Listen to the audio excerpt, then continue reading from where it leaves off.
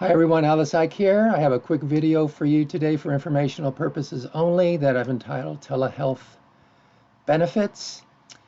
And I got most of this information from a seminar that I took back in 2022.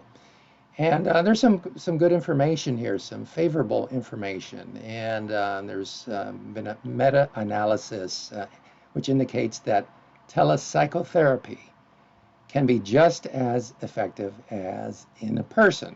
Now, of course, there's always exceptions, but overall, it really looks pretty favorable. So, if you've been thinking about, um, you know, seeing a psychotherapist, and maybe you've been wondering about telehealth or telepsychotherapy, it looks really pretty favorable. Now, it's kind of interesting. There are certain couple of things that have to be done. Like initially, the therapist will provide credentials, show you, his or her credentials, or at least indicate where you can get information about finding uh, information about the therapist's credentials and license, that sort of thing. Now, if I'm the client, the therapist will ask me to show a photo ID just to make sure that the therapist knows that I am who I say I am. Okay, so don't be surprised, if you do in fact take the plunge and go into, teletherapy. Don't be surprised that you're going to be asked to show your photo ID. The therapist needs to just double check that.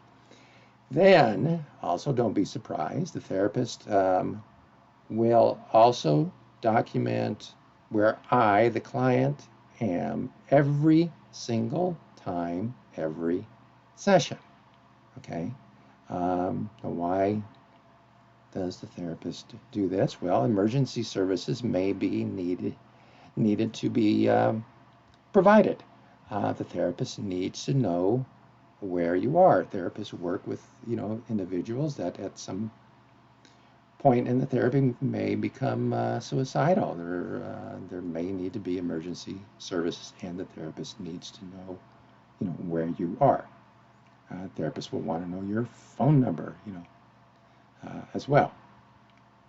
There'll also be issues that they'll work out. What is the backup plan if power is lost? Will it be a phone call or some other platform? Okay.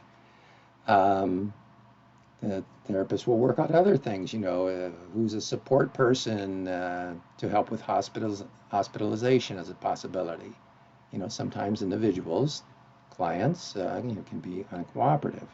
And then the therapist will need to know, about the psych emergency teams in the area that, I'm at if I'm the client. Okay.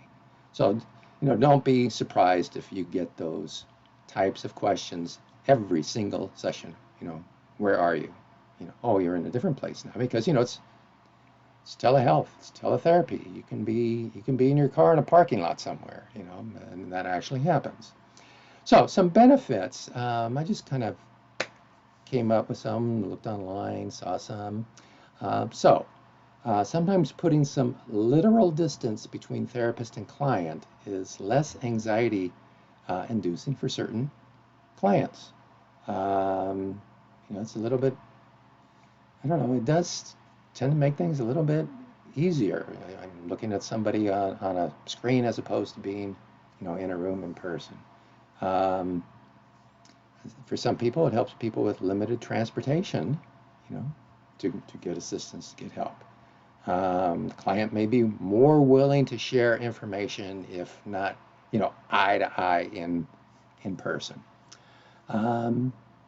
Less wear and tear in terms of driving. I certainly understand this living in Southern California.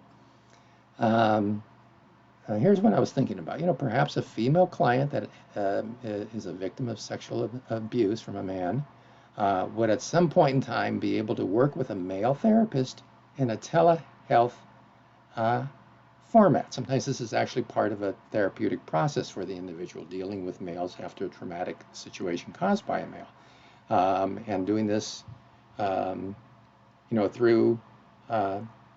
telehealth teletherapy can be a good step in the process.